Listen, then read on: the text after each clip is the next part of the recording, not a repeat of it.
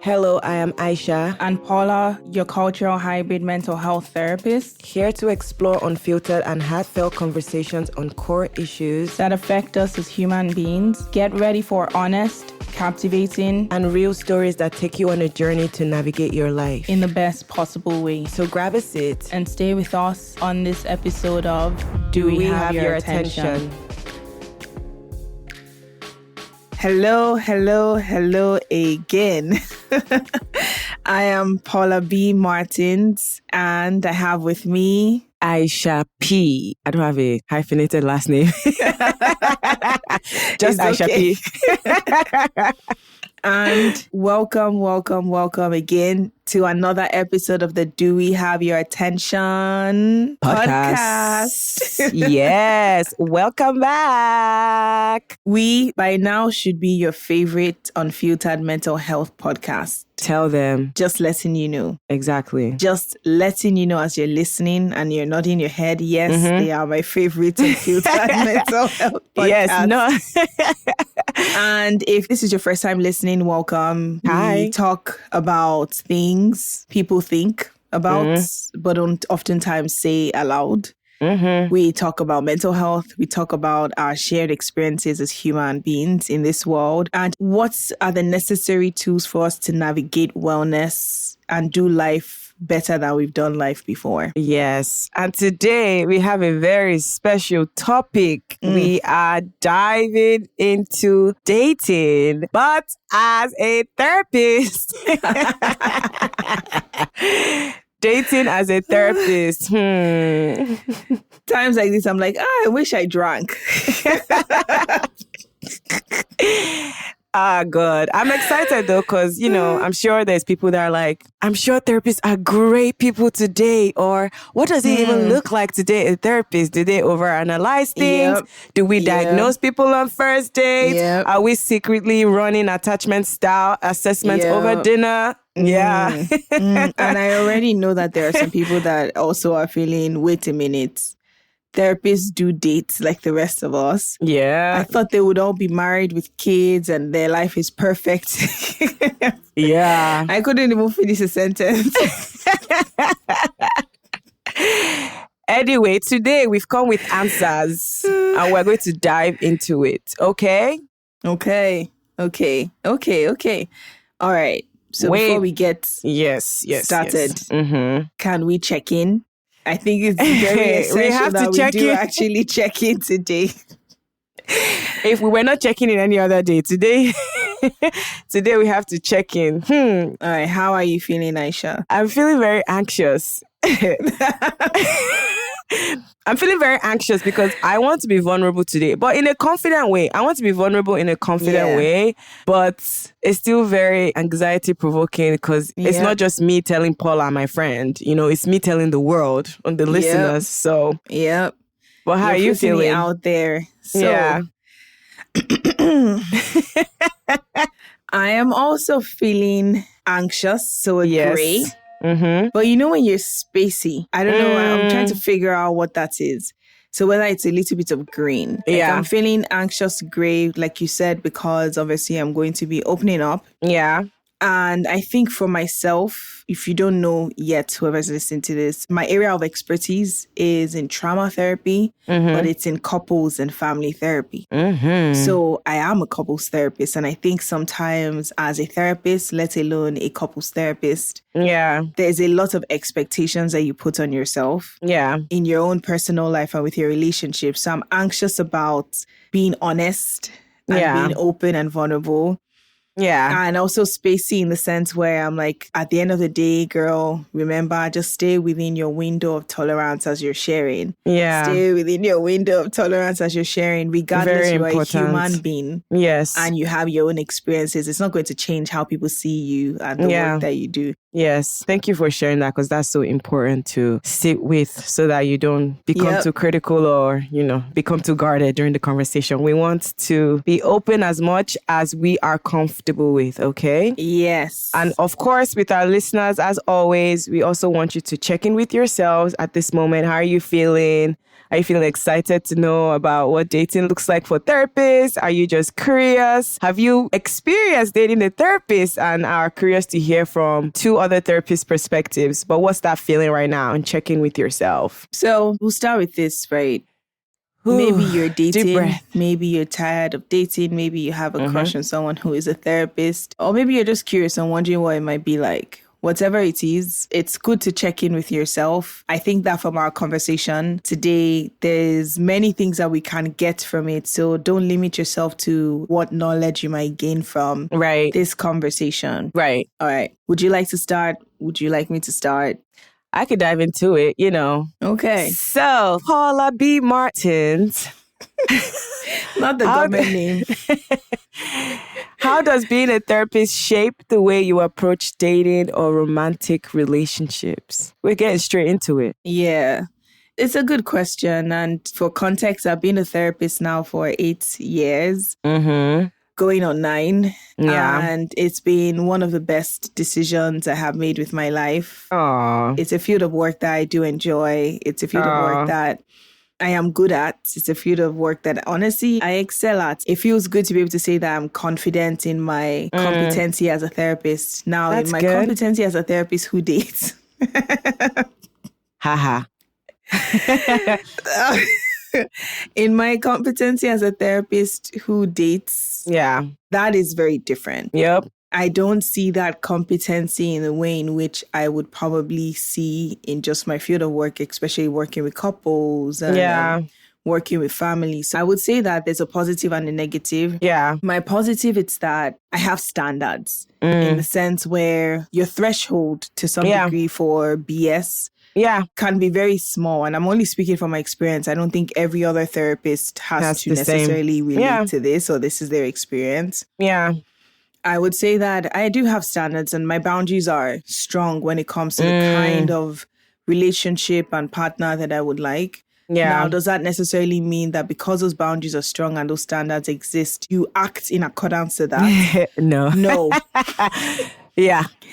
As a therapist now, so a little bit of context for how it affects my approach is that I am a therapist who specializes in couples therapy, but who also has a history of PTSD, anxiety, and a diagnosis of ADHD.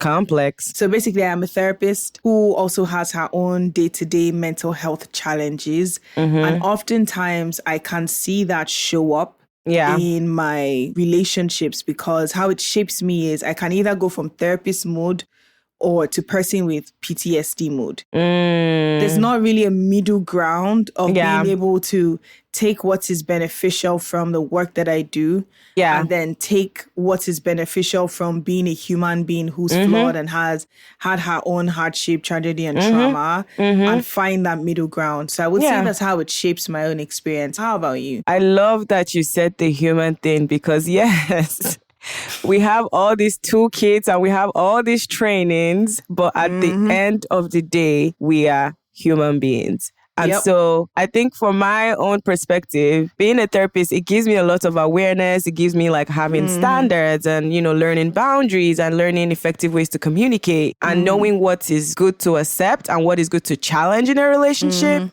But I think all of those things can be a blessing and a challenge because you are aware, but then because you're human and you've had all of your own past experiences, you have your own history with life and just how you view the world, yourself and others.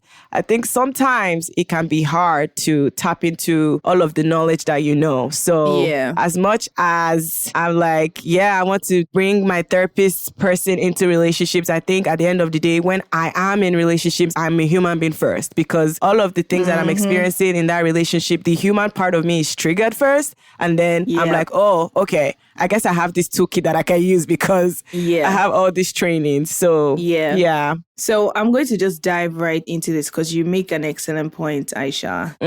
Is it safe to say that a misconception about dating a therapist can be that they oftentimes are a therapist in the relationship? Oh, 100%. Okay. Well, maybe not 100%. I think it's a common misconception because it's not always true. I do think it's hard to separate your therapist's brain and your human brain when you can actively observe something going on in the dynamic. So if you're in a situation where you know that your professional perspective would be very helpful for that situation, I think it can be very hard to turn it off. But I do think it's not that we're walking around like, I'm a therapist. Every situation we walk into, we want to be therapists. No, I think for the most part, it is a misconception, but I do think that sometimes it's hard for us to not bring that therapeutic perspective in it because guess what? We've gone through training. We're more self-aware. We're kind of shaped to think about things very differently. So it's going to be very hard to put that hat off all the time. And whether that's with your friendship, your romantic relationship, your family, your workplace, I think it could be very hard to take it off sometimes. But for me, I don't walk around like, I'm analyzing everybody that I run into. Yeah. Who has time for that? I don't even do that. You're making a great point here. So that's why I asked that, because one thing I heard you say was you're a human being first. When you're hurt in a relationship, when you're going through the motions, you're a human first. It's your human reaction. It's not your therapist's reaction. And I think sometimes we think that as therapists, unfortunately, we can be in a situation where, or actually people who date therapists, right? Yeah. They can be in a situation where they see it as, okay, because they're reacting this way. It's because they're a therapist, they're reacting this way. It's because they're a therapist, they're feeling this way. But the truth of the matter is it's actually the opposite. Yeah. It's the opposite in the sense where it actually puts you in a position where we are able to see the person that you're dating regardless of what role they play professionally as a human being. Yeah. So I absolutely agree. I agree with this. Now, I obviously want to ask you as well, do people react differently when they find out you're a therapist? Do you have any funny, awkward stories about that?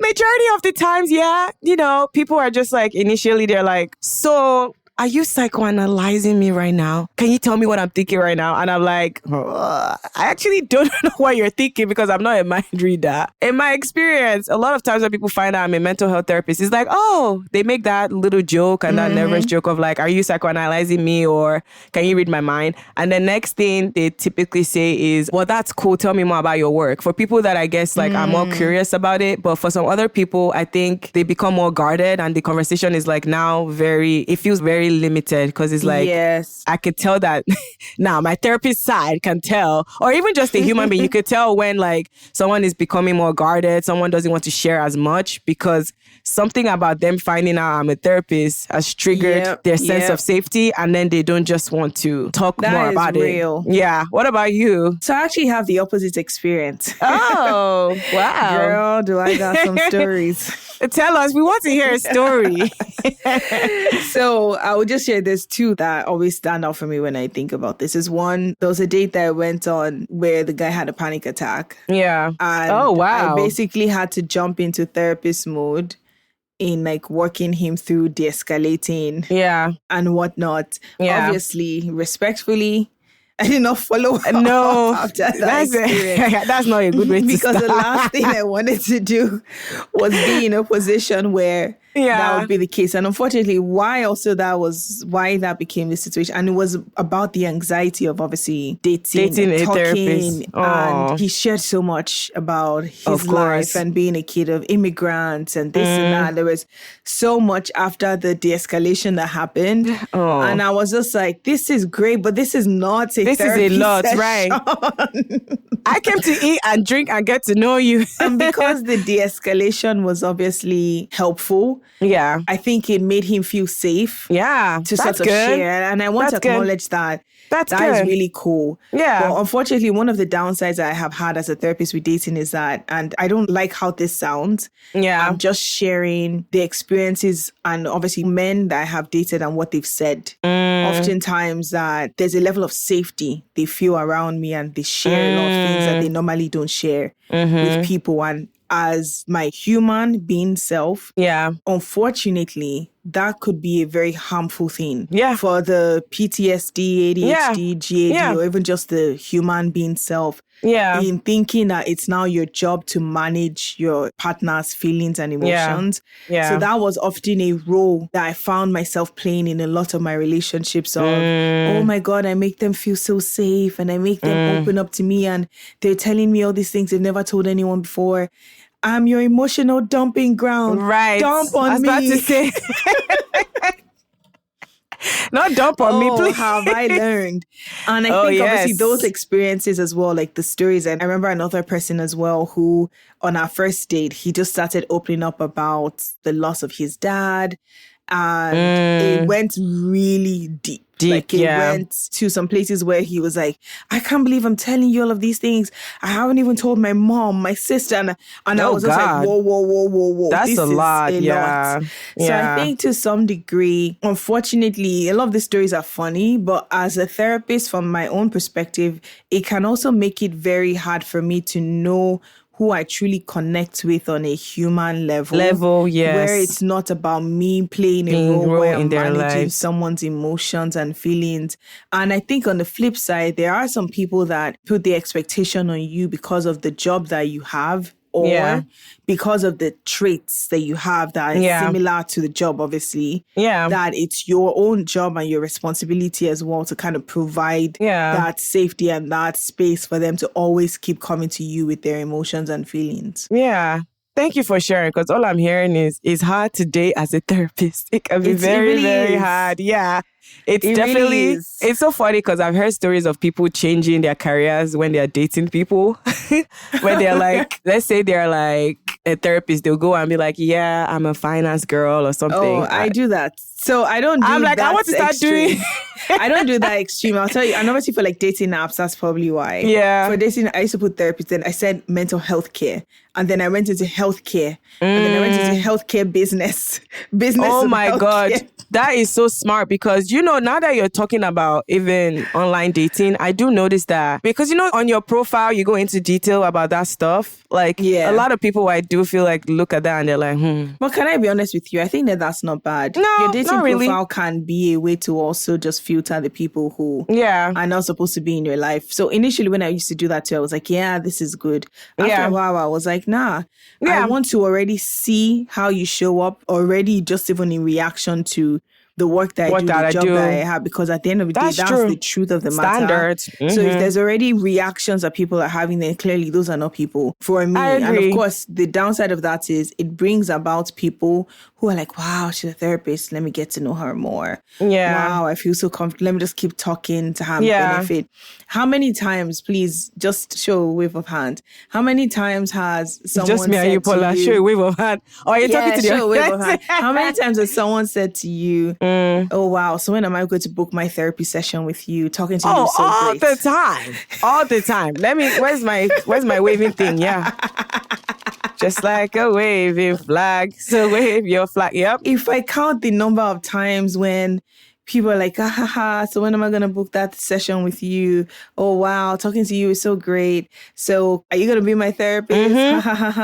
I know. It's like, can you come up with a different line, guys? Thank you. As a therapist, I would like you to come up with something more creative. Thank you. I did have a question though. What's always your initial reaction when people tell you that? How do you always react, or how do you feel internally hearing that from people? Funny enough, I actually go into therapist mode and provide psychoeducation. I say, love it. I am not your therapist. I love it. The intention of building a relationship with anyone is not to be their therapist. Love it. If you want to get a therapist, you can reach out and go check to find a therapist. Yeah. And then, of course, I also just kind of mentioned the conflict of interest in a sense where, and this is also weird. Oh my God, I have sometimes this I just say, conversation like, this all is the strange, time. like, this is weird. Yeah. Yeah. What's your own reaction? I kind of have the same. I never really even thought about it as psychoeducation. I just always, initially, I would lie. Earlier in my career, I used to be so irritated because I'm like, what are you talking about? Like, I didn't come here to be your therapist. Like, I've come here to have a good time, and now you've made it about my work. It's irritating. Yeah. But then now I just started being like, I can't because of the conflict of interest. But if you do need me to help you find services, I could provide you some sources that would be very helpful. And I just make a mental note like, nope, Can I be honest with you? I don't even provide resources. I'm sorry. Because that's fine. In a context of like romance and finding a partner, now I have to go find you resources. You can't go on Google. You can't go on Google and say find a therapist. And psychologist today and everything else will drop down. It indirectly puts me again in that role of managing someone's behaviors and emotions. And I've realized that that's my own personally. That's my Achilles heel in relationships. And unfortunately, it's my Achilles heel in relationships as a therapist as well. Yeah. I mean, that makes sense. I don't mind. Because in my mind, like I said, I make a mental... doing the Lord's work. I make a mental note in my head as like, nope, like you're not for me, clearly. So if you do need help, I've done my own part as a...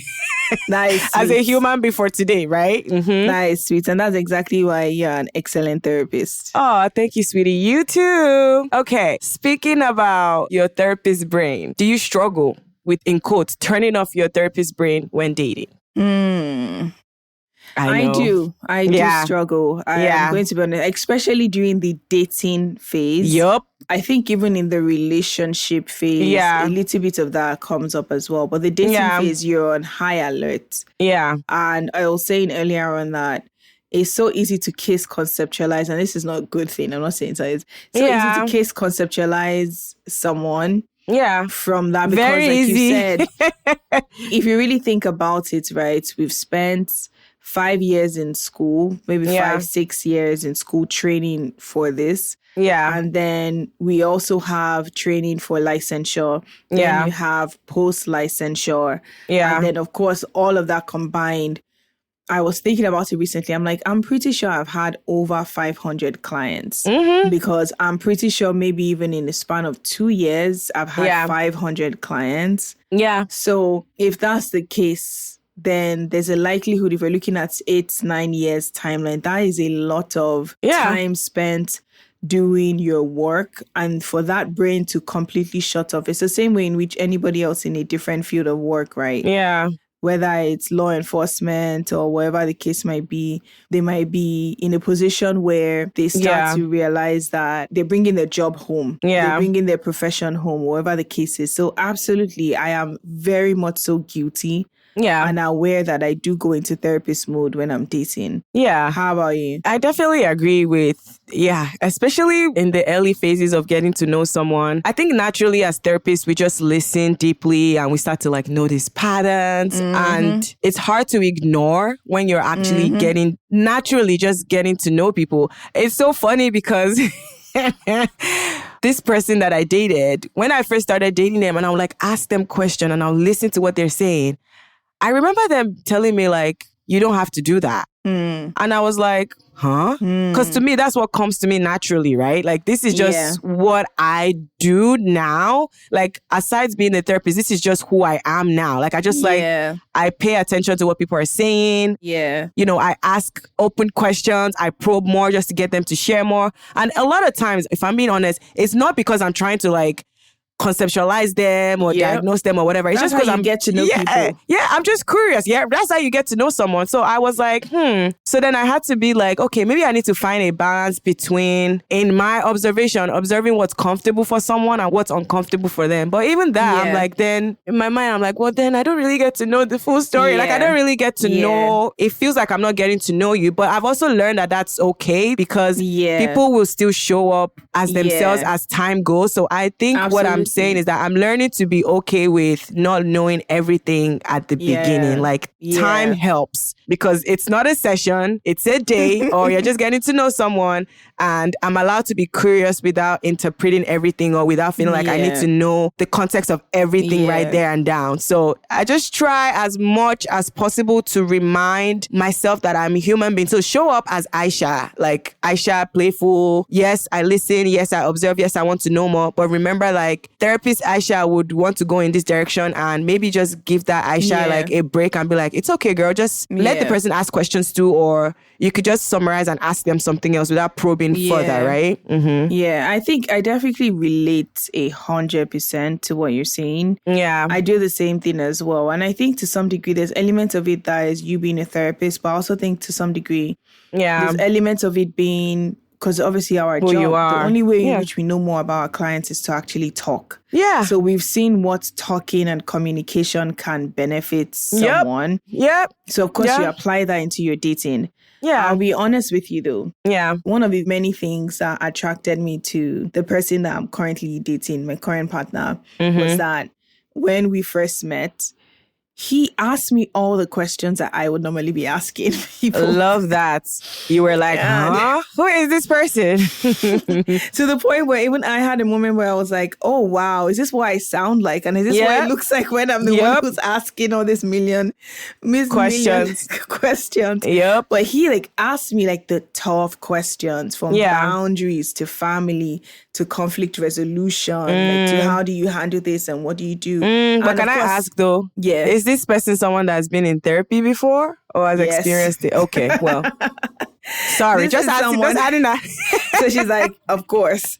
So this is someone who's been in therapy. Yeah. But also somebody who believes that therapy is a useful and a beneficial tool to have. And this is also someone, obviously, who I think for him, it was more about he also has his own standards and his own boundaries. Yeah. And as much as, like you said already, time shows you. And I think for me, I was even just like, it's good to answer these questions, but also you have to see how the person shows up, right? Yeah. But I think to some degree, it also allowed me be a lot more relaxed when we first met, which was an interesting perspective, because I did not know how much work or effort was going into a lot of these questionings, because let's be real, a lot of people don't ask questions. They don't. A lot of people don't necessarily ask the intentional, hard questions that you're supposed to ask when it comes to dating. So easily you can fall into that role as a therapist who's dating to ask all of these hard questions. Yeah. So having those questions be asked to me, it actually felt really nice. That's good. Like initially I was like, oh, this is too much.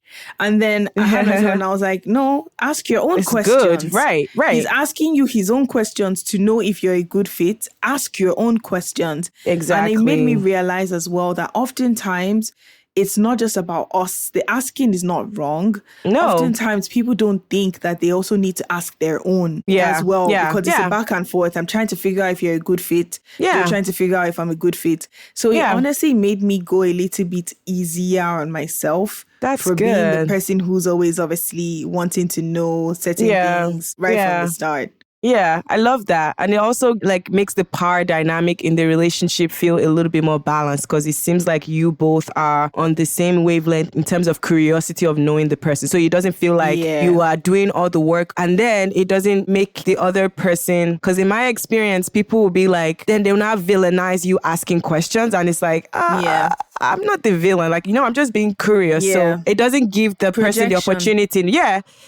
To project. Yeah. It doesn't give the person the opportunity to project their own insecurities or internal fears related to that question onto you. And then you have to not carry that. And then it's a whole process. Yeah, you hit the nail on the head, because my first reaction to it as well was because of the fact that I knew I had to sit with myself to answer those questions. Yeah. And I didn't want to. Yeah. Right? It's like, like, no. But then he also, one of the things I appreciate is that he said, whatever it is you're comfortable answering, share. Yeah. Whatever it is you're not comfortable answering. And I think we forget the boundaries as well. That because they're asking does not mean you need to answer. You have to answer. Because they're asking does not mean you need to tell them everything. Absolutely. You share what is comfortable and necessary for whatever reason why you're sharing in the first place. Yeah, absolutely. So speaking of which, yes, okay, we're going to switch the conversation a little. We're talking about our experiences as therapists who date. Are you dating? No, I am not.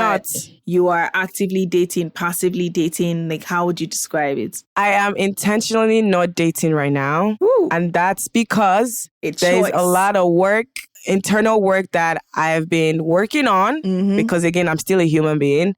And I do not feel like, last year I tried to date and then I kind of realized that there was just so much out there that I just felt disconnected. You know what I mean? So I was like, there's no way these are the people that maybe I was even checking the wrong places. Now I'm saying it out loud. Paula, I tried every dating app. Like in the summer, I went out a lot. It just seemed like it's hard. Yeah, it's just hard. It just felt like the people now are not trying to truly connect with people anymore. Or they're trying to connect on a surface level. Well, this is my perspective. It seems like people are okay with surface level connections. Yeah. And I was just like, that kind of was very frustrating for me to experience that. I was like, all right, maybe I need to take a break. And then I started to recognize that I do have some unresolved feelings with my past relationship that I do need to work on, because I was noticing patterns in how I was interacting with people and then kind of projecting that onto them. I was like, that's not fair. Yeah. So the surface level connection was reminding me of something. And I was like, I did not like this. Like, usually I won't tolerate it, but I think I would have not reacted as strongly as I did. Yeah. And then that made me realize, like, no, I think I need to do a lot of internal work. But this summer, I'm ready again, because I do feel like I've worked hard. I've worked hard. I'm so happy to hear that. Yes, thank you. I was like, all right, you know what? You have given yourself time, because the human side of me is still kind of scared. Because I'm like, what is that going to look like now that you've healed to a point that you're ready and you're feeling more confident, more excited? Like, dating feels exciting to me now rather than before. I was just like, I have to do it rather than. You are in the zone. Yes, I'm ready. So I'm like, I'm dating. Zone. It's time for me to date and for me to be confident about it. Like, nobody is picking me. I'm going out there to pick, okay? So... You guys should see Paula dancing right now. So I'm ready. I'm ready today. This makes me so happy to hear. Yeah. I can even feel it. I can feel the shift in the energy and you hit the nail on the head where you said, dating is exciting for you, because the truth of the matter is the perception that you have around dating, regardless of the job that you have, the reality is going to be in alignment with that perception. So if you're dating from a place of starvation, from a place of lack, from a place of anxiety, fear, that is what you're going to be seeing. That's what you're going to be experiencing. Obviously, my case is different from you in the sense where I was in a relationship. I was in a serious relationship. I ended that relationship. I chose to walk away from that relationship. Period. Me walking away from that relationship really did something very transformational for me from a healing perspective, but also from a dating perspective, in the sense where I actually was ready to date as soon as I ended that relationship, which is something that has never happened to me before, in the sense where I would be 3 years, 4 years, 5 years. I need to go to therapy. And I think that is okay. I think that really figuring out where you were at and not comparing it to anybody else, but more so just your own journey. Yeah. And one of the things that shocked me was how excited I was about dating in the relationship. I remember I was so happy for you. I was like, yes, girl. For me, I would wake up like I had peace, I had excitement. I would think about what my future life partner would look like and sound like and what we would do.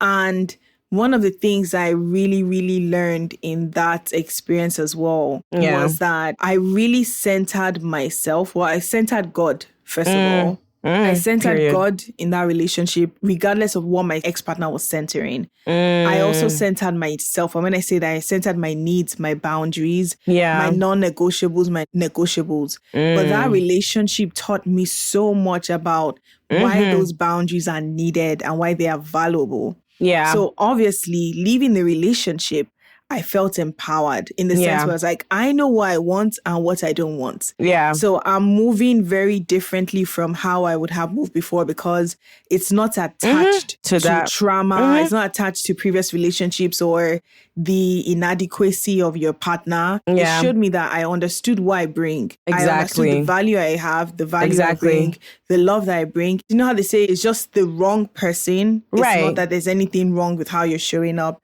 Yeah. So obviously, as a result of that led to me meeting my current partner. Love it. I have been dating now for some time. You guys should see Paula smiling here.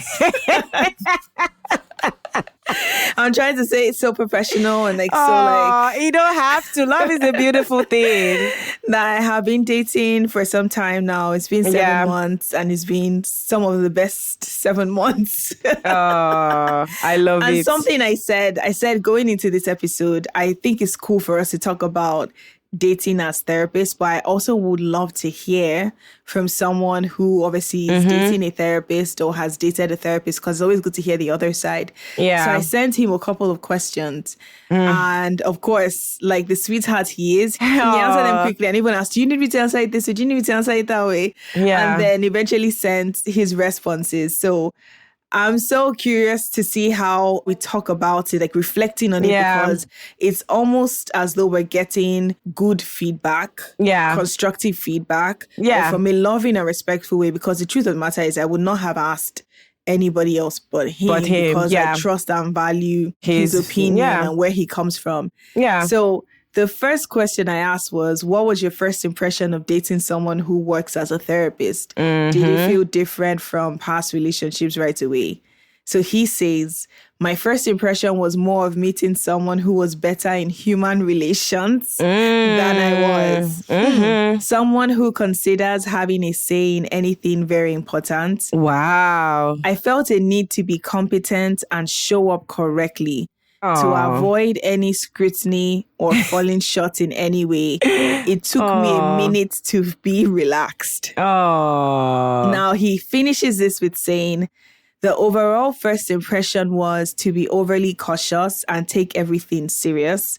But as time went on, I realized that there was more to them, the person, as it pertains to building a connection with obviously someone. It's not just about the first impression or how they present themselves. Yeah. And he would agree that it did feel different from his past relationship experiences. Wow. A lot of good feedback.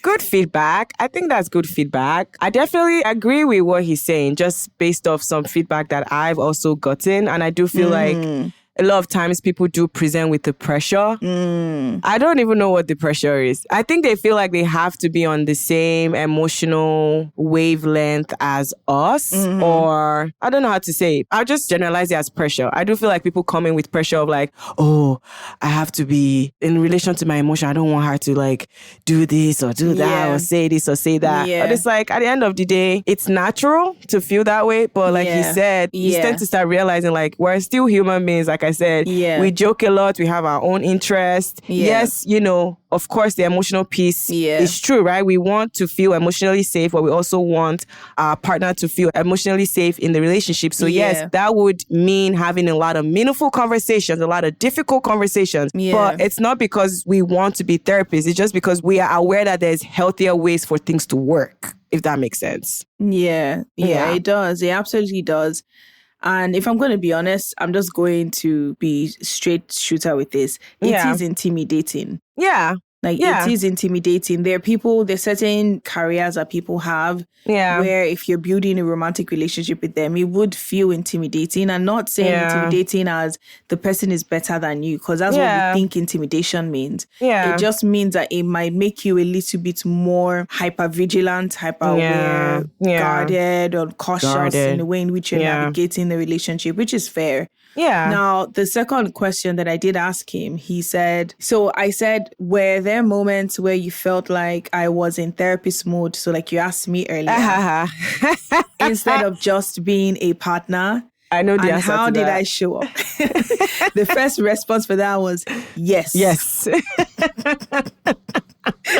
I even knew the answer to that. He says, there are moments like that. And it mostly shows up when you are calling me out. Yes. And then hear this part, or trying to get accountability. Yes. I found it interesting that he said trying to get accountability and not trying to hold me accountable. Yep. And then he says being supportive or just general discussions regarding behaviors and actions involving other people in real life or in a TV show or whatnot. Yep. But I want to kind of focus on that part, right? Because I find it that says a lot. Yeah. It's good feedback for me as well. Good feedback. But I definitely agree because I do the exact same thing. A situation happens and I go, I don't know if it's not necessarily therapist mode. It's just, I know that the reason why there's a lapse here is because I could hold myself accountable. Now I'm holding myself accountable. Why are you not doing the same? So then I'm trying to take the direction of the conversation to the place where I'm trying to get that accountability, because I feel like if we don't get that, there's no way I can move forward from this conversation, because I see the picture, the bigger picture. And obviously, like he's saying, it's not always productive, because you can't get accountability from people. You know what you just said? I'm still looking at you smiling. What? No, it's true that I appreciate your honesty and us reflecting. And I think it's cool that we're hearing an outsider's perspective of what it's like dating people like us, or therapists like us. Yeah. Because it's also helpful for us to see, but it's also from a place of love. It's not from a place of you then have to change who you are. Because at the core, you are going to be someone who holds people accountable, because you do that for a living. But even as human beings, that is who we should be in the first place. But he did say something to me one time, and I'm just going to paraphrase. He just kind of said that I have to understand that I see things before a lot of people see them. You experience things before a lot of people experience them. Yeah. You know how you said you see the vision already? Yeah. Right? And oftentimes, because that's the case, we like to put people in a position where they have to fit it. Yes. But the truth is, you have to live the experience. Yep. Because you see the vision does not mean that it's true. Does not mean that it's going to happen either. So to some degree, that's the Achilles heel, right? Yeah. In the sense where you're trying to get accountability, but wouldn't it be better for you to hold the person accountable and leave space for them to actually learn to be accountable to themselves, or already be accountable to themselves? So I'll move You know what's on. funny though? Because in a therapy session though, you don't just are as direct as that with your client. So it's so funny that when it's people that are partners or... Do you get? Yes, it's like very clear. Do you get? And that's why I'm always... That's something I'm... Oh my God, I'm so glad that you mentioned this, because I remember our first conflict. Yeah. You say it's not conflict now, I know already.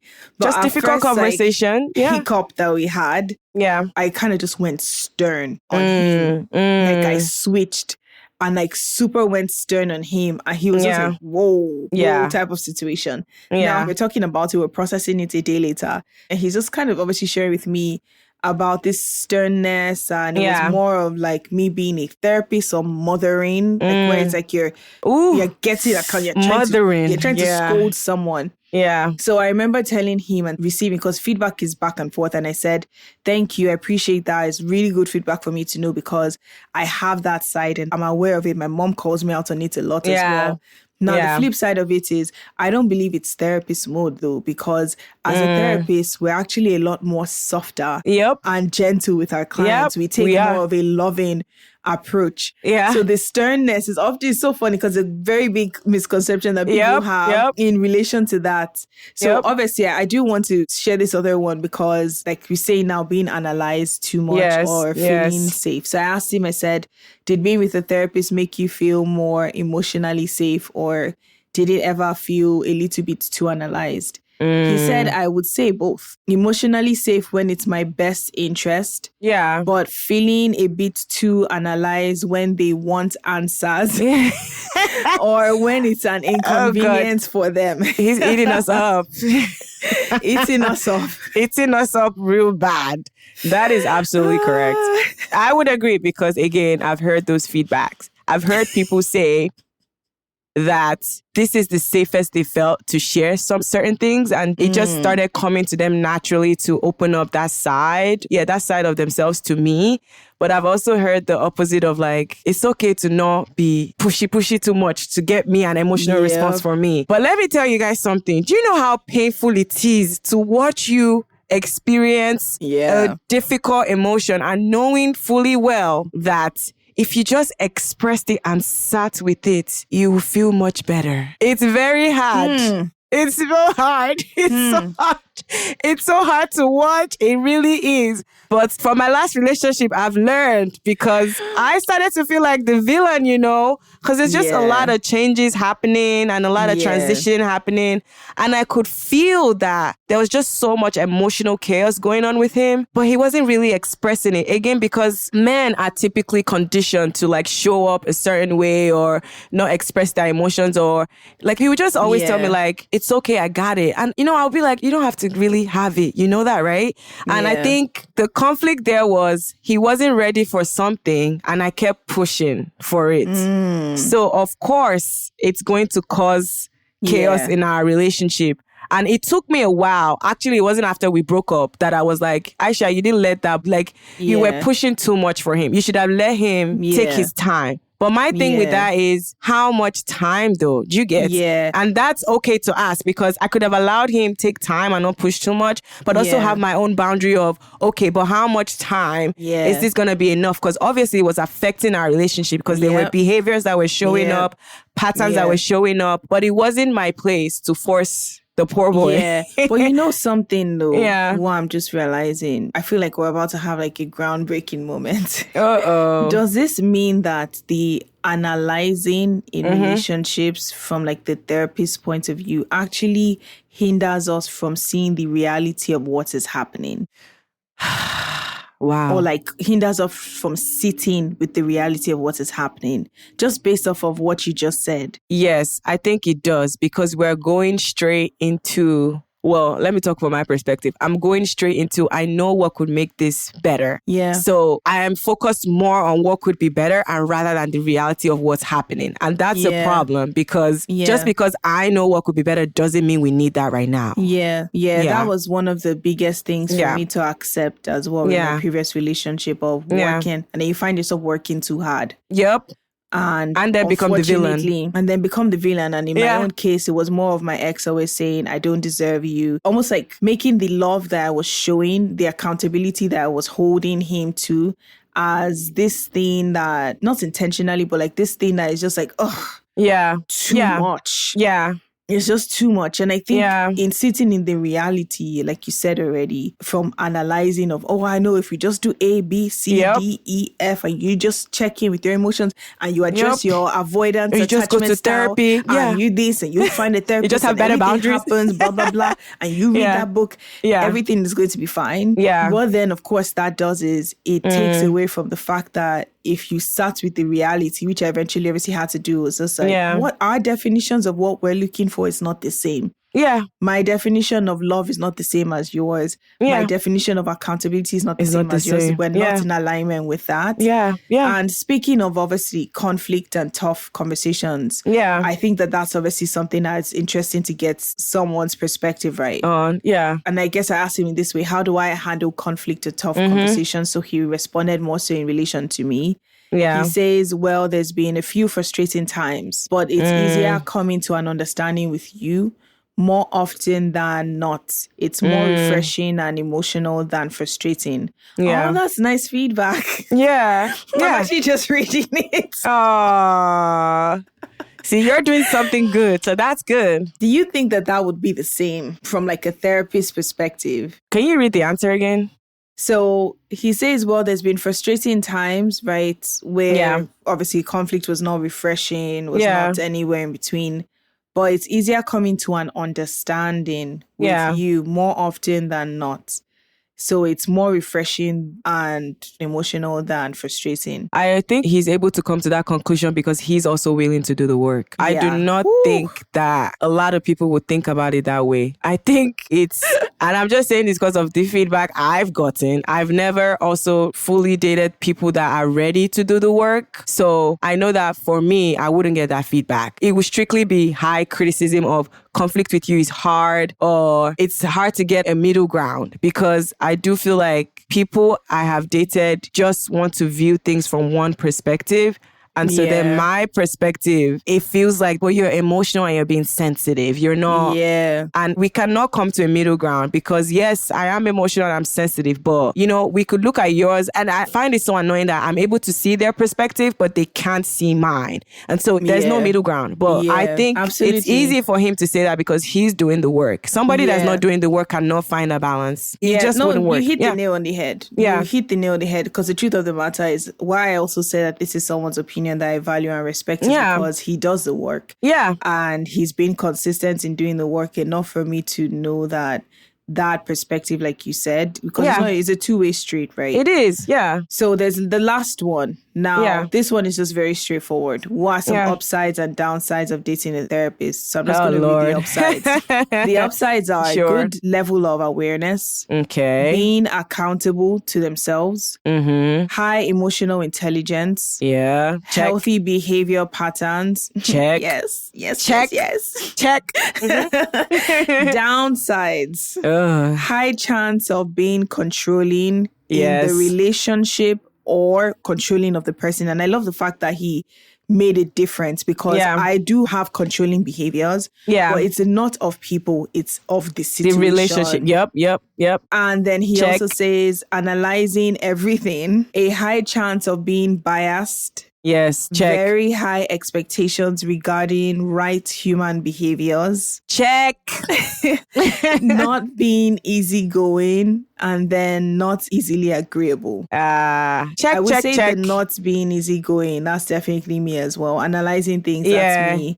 The bias, analyzing things. Bias, I would say, yes. Do you know why? Why? Because we're trained to see multiple perspectives. So it's hard for us to sit with one perspective. Yeah. And I think sometimes that comes off as bias because people are like, well, you're not focusing on this one thing. No, we're not. We're looking at the bigger picture. We're looking at multiple things. So I think, and then the multiple things in terms of like what we've been trained to see as right or like this is more productive. So then we stick with that perspective. So I agree with the bias part. I also, what was the last one he said? Not easygoing, not easily agreeable. Not easily agreeable can be true. Yeah. Again, I think it also goes back to that perspective thing of we are open-minded. We are trained to be very open-minded. So I think a lot of times people show up with that one perspective based on their life experiences, how they view the world, others and themselves. And we are like, yes, I have that. But just imagine. And I think that's when it comes off as not being agreeable. Yeah. Because we imagine multiple scenarios. Yeah, I agree. I think it's helpful feedback as well. And obviously, I agree people too. who are non-therapists have certain upsides and downsides as well. Yeah. And he even said himself, he said, again, I would say therapist or not, it comes down to who you are. Yes. There you go. It comes down to who the person is rather.